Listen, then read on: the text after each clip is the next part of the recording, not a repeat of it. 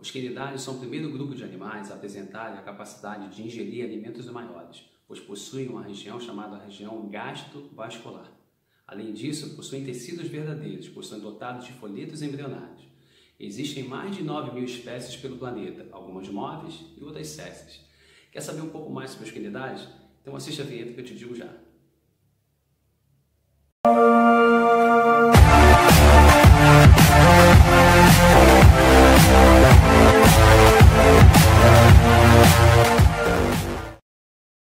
Fala galera, tudo bem? Sou Alexandre Rodrigues, seja bem-vindo ao canal. Eu sou professor de Biologia e a nossa aula de hoje é sobre os quinidários.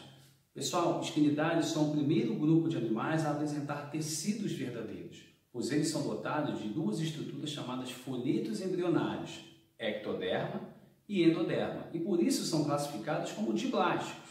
Quero chamar a sua atenção que trata-se de um filo, e nesse filo você vai encontrar as hidras, as águas-vivas e os corais. Entre eles, o nosso exemplo para a aula de hoje serão quem?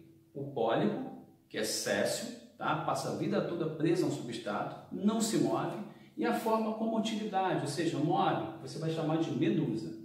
Galera, eu preciso destacar para você uma estrutura que fez toda a diferença nesse grupo de animais, tá? Que é a região gastrovascular. Essa região, ela está localizada na boca, logo próxima a ela. Ou seja, você tem aqui os tentáculos e essa regiãozinha aqui, ó, redonda, as duas espécies, é a boca. Após a boca, você tem uma cavidade, ou seja, um espaço. Essa é a cavidade gastrovascular. Foi essa cavidade, foi o surgimento dessa estrutura que nos permite chamar esses animais de selenterados. Isso mesmo, eles conseguem comer pedaços maiores de alimento, o que até o momento não era capaz, não era possível. Quero lembrá-los que antes desse grupo, nós temos os poríferos, que são animais filtradores, ou seja, retiram o alimento da água. Então fez toda a diferença o surgimento dessa estrutura.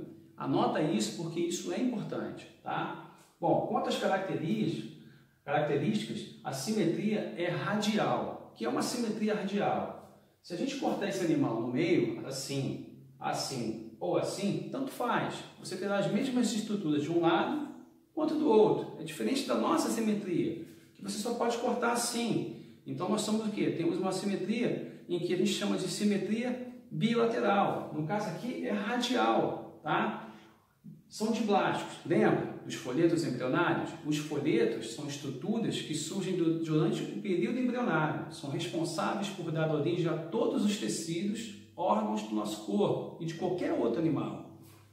São selenterados justamente pelaquela estrutura que veio como a diferença no processo evolutivo dos poríferos para esse grupo, tá? Por isso são chamados de selenterados, a região o quê?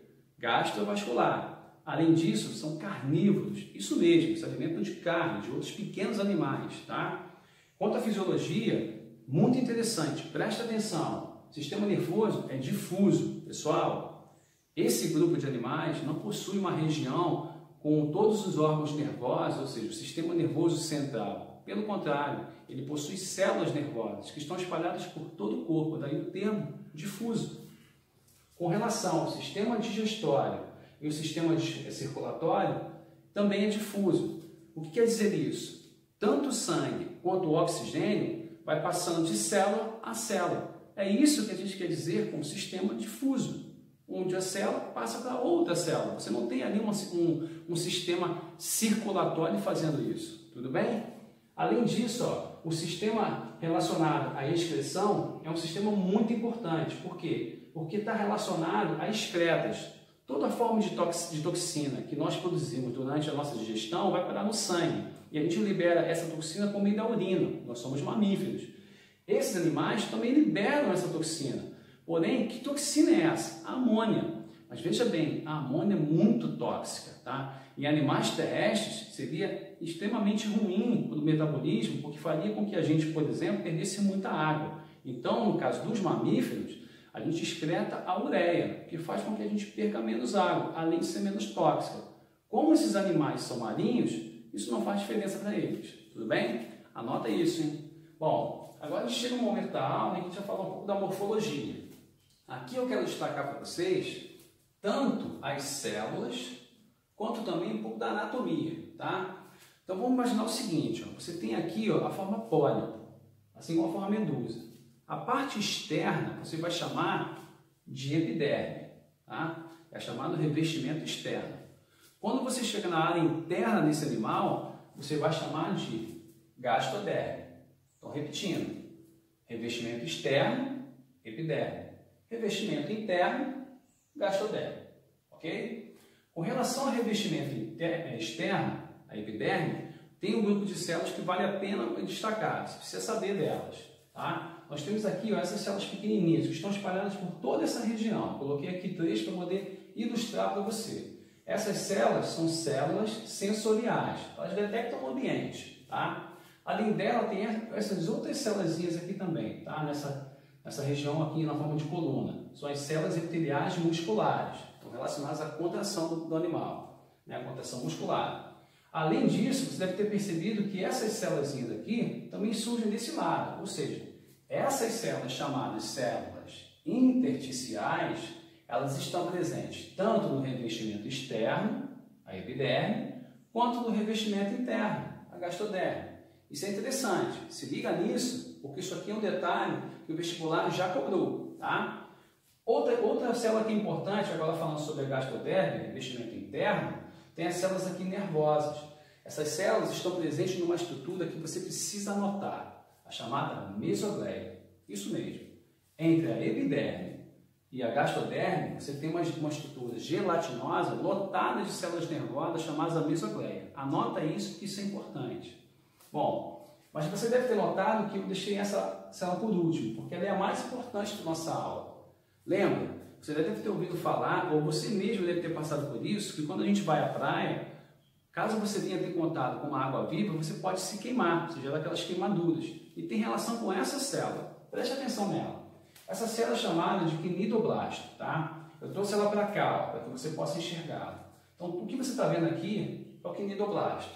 Você entender a anatomia dele. Essa estrutura externa aqui, ó, a gente vai chamar popularmente de gatilho, é tecnicamente chamado de quinidocílio, tá? Esse é um gatilho, você vai entender a importância dele.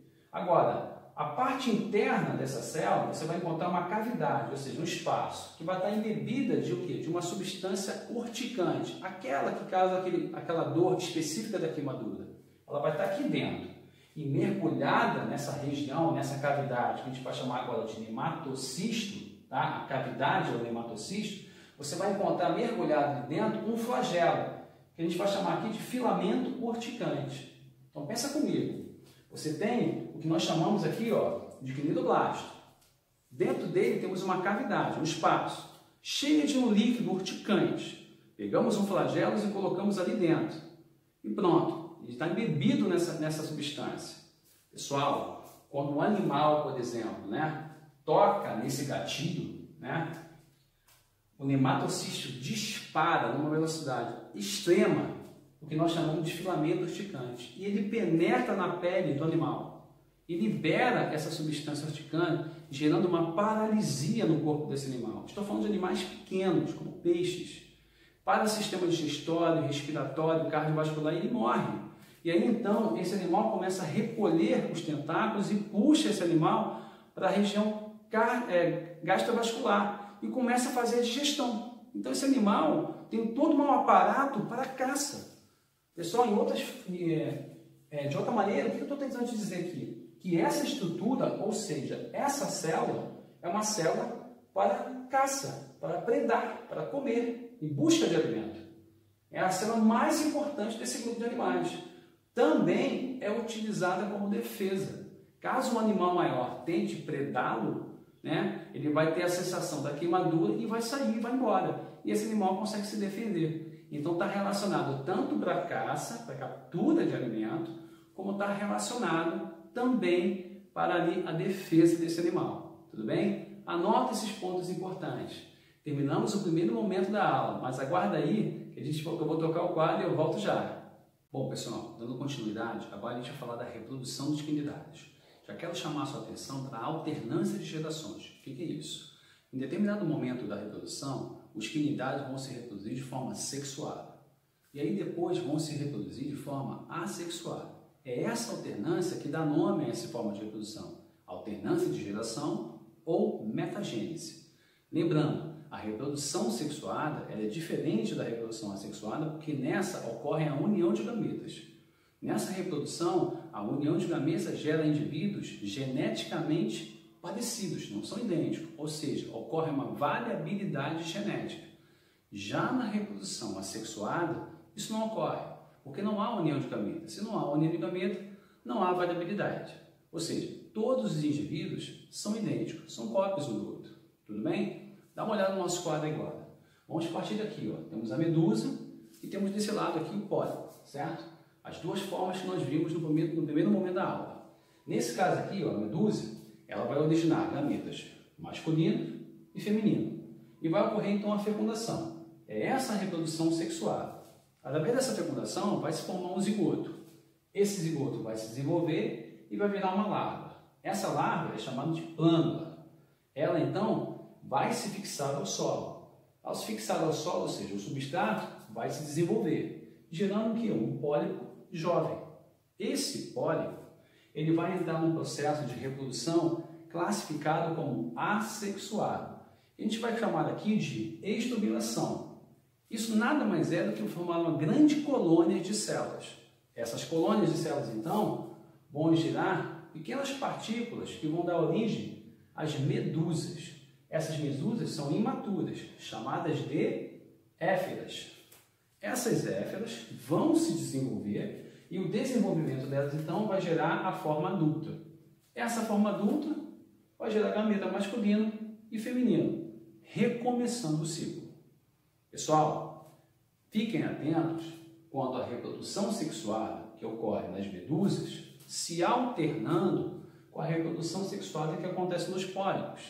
É isso que faz com que essa reprodução seja conhecida como metagênese, ou alternância de gerações. Tudo bem? Anote isso, isso é importante. Bom, foi bom estar com vocês, espero ter contribuído para os seus estudos. Quero te convidar agora a se inscrever no meu canal, acionar o sininho para receber as notificações das novas aulas que eu vou estar pondo aqui. Me siga também nas redes sociais, Instagram e Facebook, Professor Alexandre Rodrigues.